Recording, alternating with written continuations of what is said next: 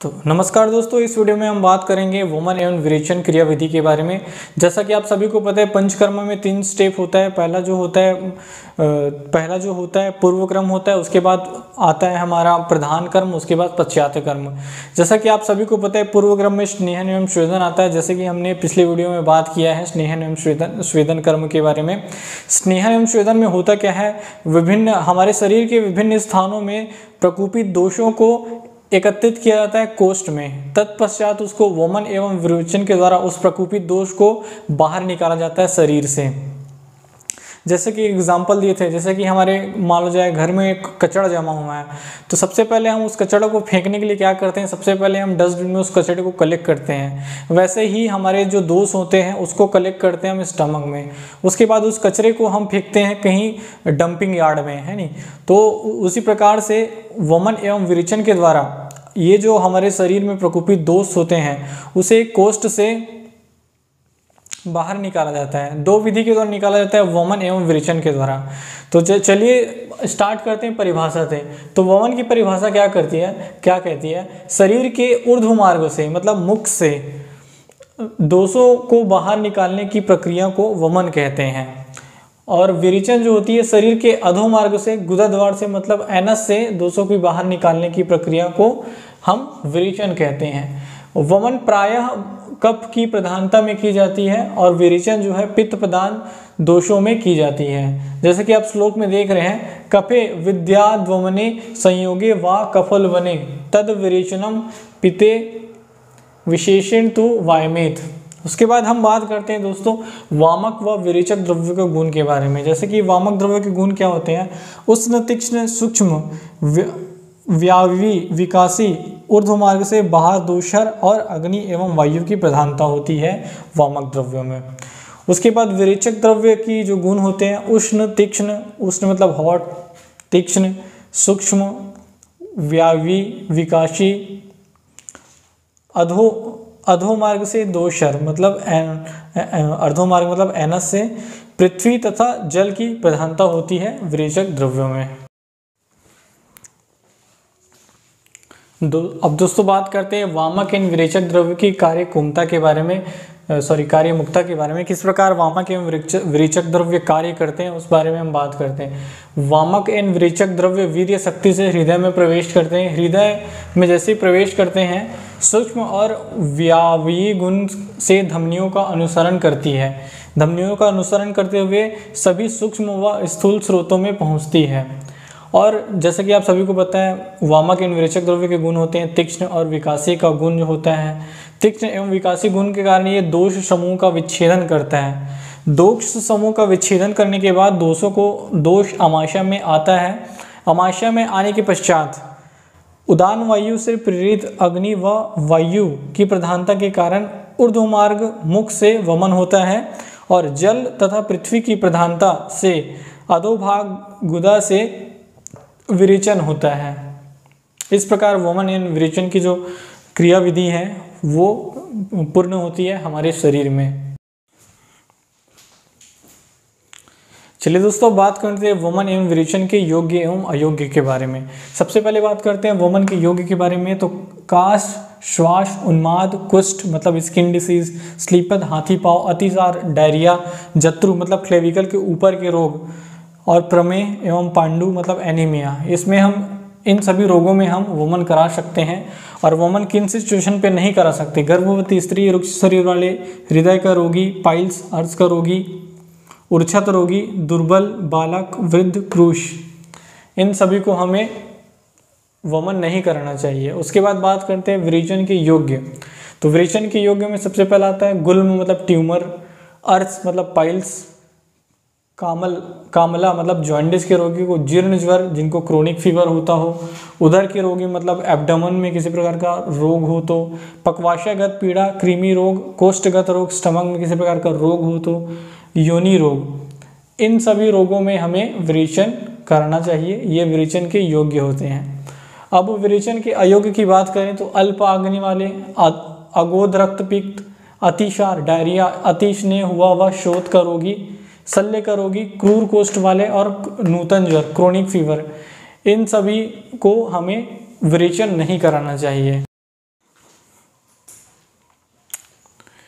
चलिए दोस्तों, बात करते हैं वमन की क्रिया विधि के बारे में कि किस प्रकार से वमन किया जाता है। तो जैसा कि आप देख रहे हैं, कप को बसंत के चैत्र मास में, वात को वर्षा के श्रवण मास में और कप को शरद के कार्तिक मास में वमन कराया जाता है। वमन कराने से पूर्व मतलब वमन के पहले दिन मछली का मांस, उड़द व तिल खिलाया जाता है, जिससे कि कप उत्क्लेशित होता है। कब के उत्क्लेशित होता है, उसके बाद सुखपूर्वक निद्रा ले ताकि आहार सुखपूर्वक जीर्ण हो जाए। रोगी को सुखपूर्वक निद्रा लेना चाहिए, जिससे कि उसका आहार आसानी से डाइजेस्ट हो जाए, जो भी खाया है वो डाइजेस्ट हो जाए। उसके बाद प्रातःकाल स्वास्तिक पाठ कराया जाता है, मंत्रोच्चारण कराया जाता है नी। उसके बाद दोषानुसार मध्य गन्ने का रस, दुग्ध, मदन फल, मांस का रस को व अन्य औषध द्रव्यों में मधु व सेंधा नमक मिलाकर रोगी के कोष्ठानुसार आकंठ मतलब गले तक पिलाते हैं और इस स्थिति रोगी को पूर्व दिशा में बिठाया जाता है। तो इस प्रकार से वमन की क्रिया होती है। उसके बाद वमन के वेगों के बारे में बात करेंगे। वमन के वेग होते हैं, पहला होता है मतलब जघन्य मतलब हीन वेग। हीन वेग होता है, जघन्य मतलब हीन, और ये होता है प्रवर मतलब उत्तम। जघन्य में हीन वेग होता है, सबसे मिनिमम होता है। 4 वेग होते हैं 373 ग्राम के। मध्यम में 6 वेग होते हैं 746 ग्राम के, और प्रवर उत्तम वेग होता है 8 वेग होते हैं। उत्तम में 1.490 ग्राम मतलब 1.490 ग्राम इसका जो क्वांटिटी होती है, जो मात्रा होती है, वो होता है वेग के। तो चलिए दोस्तों, अब बात करते हैं विरेचन की विधि के बारे में। विरेचन की क्रिया विधि कैसे होती है उसके बारे में बात करते हैं। तो सबसे पहले वमन के बाद जिसका विरेचन कराना हो, स्नेहन एवं स्वेदन कराएं। जिस रोगी का विरेचन कराना हो उसका स्नेहन एवं स्वेदन कराना चाहिए। स्नेहन स्वेदन कराने के बाद आसानी से पचने वाले व कफ न करने वाले आहार खिलाकर गर्म पानी का अनुपात देते रहना चाहिए। उसके बाद क्या करना है, रात्रि में आराम से सोकर सुबह उठने के पश्चात कफ काल बीत जाने के बाद खाली पेट औषध द्रव्यों को पिलाएं। खाली पेट। उसके बाद इस दरमियान इस चीज़ को ध्यान देना है हमें कि वमन कराए बिना विरेचक द्रव्यों को नहीं देना चाहिए।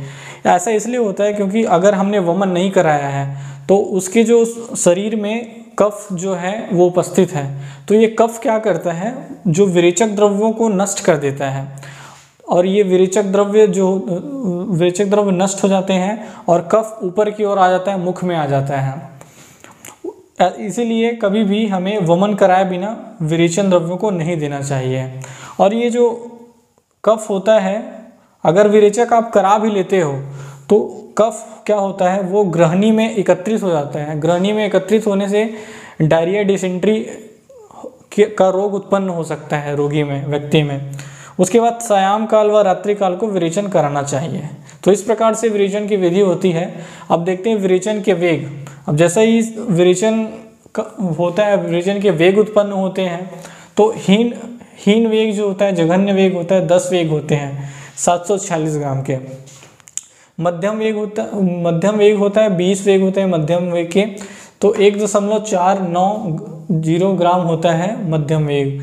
उत्तम और प्रवर वेग होता है 30 वेग होता है, इसमें जो होता है 2.980 ग्राम होता है।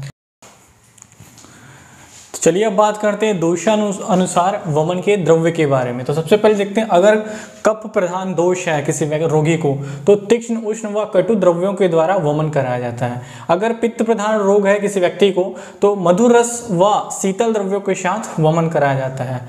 और साथ ही साथ अगर वात प्रधान रोग हो तो स्निग्ध, अम्ल व लवण रसों के द्रव्यों के साथ वमन कराया जाता है।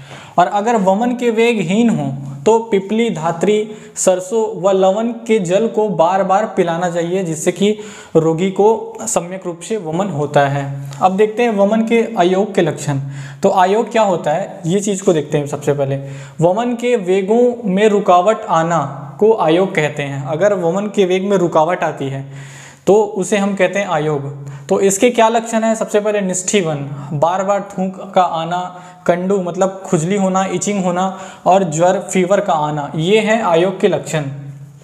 उसके बाद सम्यक योग के लक्षण देखते हैं। बिना अवरोध के क्रम से वात पित्त कफ की प्रवृत्ति होती है, इसे हम सम्यक योग कहते हैं। मन की प्रसन्नता होती है व वेगों का आना स्वयं ही बंद हो जाता है। तो सम्यक वेग में क्या होता है, जैसे ही वमन का वेग पूर्ण हो जाता है तो वमन का वेग का आना बंद हो जाता है। उसके बाद अति योग के लक्षण।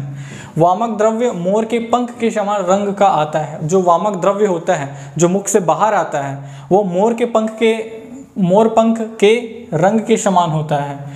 क्रूरता आती है, वीकनेस आता है, जैसे कि दाह, बर्निंग जिसे जलन कहते हैं, उदर में एब्डोमेन में जलन होती है। कंठ का सूखना, तम मतलब नेत्र के सामने अंधकार छाना, भ्रम मतलब चक्कर आना, वातज व्याधि, जीव रक्त के निकलने से मृत्यु भी हो सकता है। तो हमें ध्यान देना चाहिए जब भी हम वोमन कराते हैं तो वोमन का कभी भी अति योग ना हो, सम्यक योग हो चाहे थोड़ा हीन हो, लेकिन कभी भी अति योग नहीं कराना चाहिए वमन का। इससे क्या हो सकता है, मृत्यु भी हो सकती है रोगी का। तो इन चीज़ों को ध्यान में रखना है आप सभी को। चलिए दोस्तों, अब बात करते हैं वमन के पश्चात पथ्य आदि क्रम, जिसे हम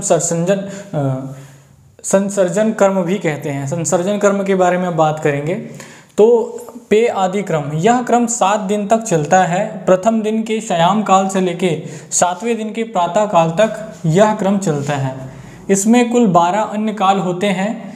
इन 12 अन्न कालों में 3-3 अन्न काल के एक पथ्य आदि पेय का सेवन कराते हैं, जैसा कि आप देख रहे हैं इमेज पे।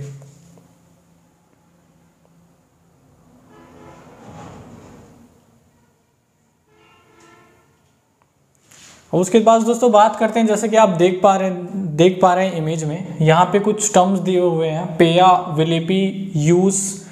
इन टर्म्स को जानते हैं। तो सबसे पहले बात करते हैं हम पेया के बारे में। पेया क्या होता है?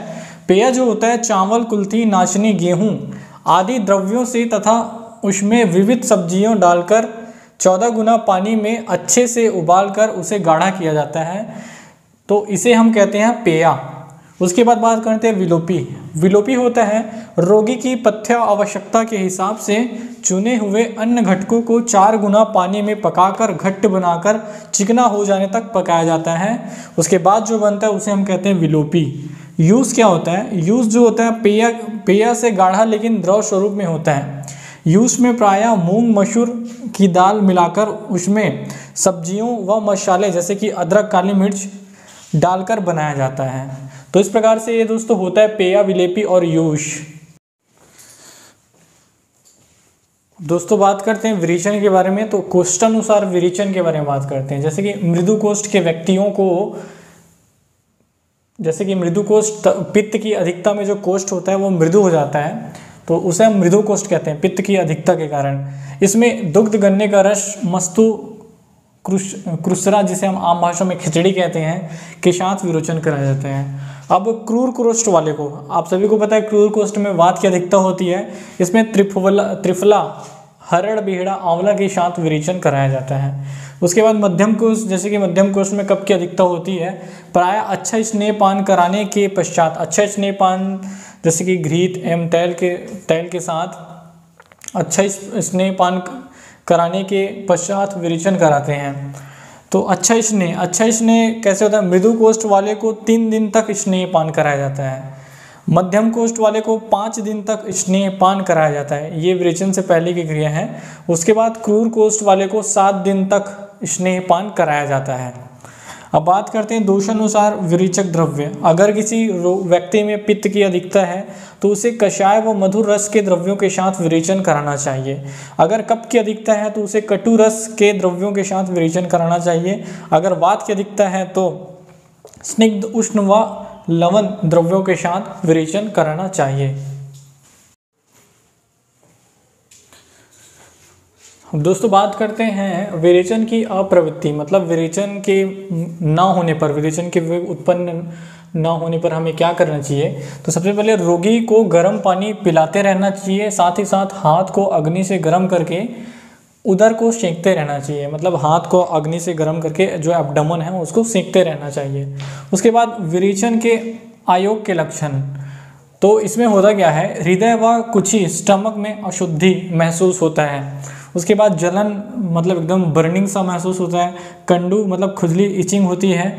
कफ पित्त का उत्क्लेशित होना आदि लक्षण उत्पन्न होते हैं अगर अयोग मात्रा में विरेचन हुआ हो तो। सम्यक योग के लक्षण क्या होते हैं, उपयुक्त लक्षण के विपरीत, मतलब हृदय और स्टमक में अशुद्धि सा महसूस नहीं होगा, ना ही जलन होगा, ना ही इचिंग होगा, खुजली होगा, और साथ ही साथ कफ और पित्त उत्क्लेशित नहीं होंगे। तो जस्ट इसके विपरीत लक्षण आते हैं सम्यक योग में। अब यति योग में होता क्या है, तृष्णा, भ्रम मतलब चक्कर आना, रोगी के गुदा एनस का बाहर निकल जाना जिसे कहते हैं एनल प्रोलेप्स जिसे हम कहते हैं, ये लक्षण उत्पन्न होते हैं। उसके बाद विरेचन के बाद का कर्तव्य, मतलब विरेचन के पश्चात कर्म में वही कर्म आता है जो वमन में वर्णित विधि है। वमन में वर्णित विधि जैसे हमने वमन में बताया पथ्य आदि कर्म, उसी प्रकार से विरेचन में भी वही संसर्जन कर्म हम लेते हैं। तो इस प्रकार से दोस्तों वन विरेचन कंप्लीट होता है।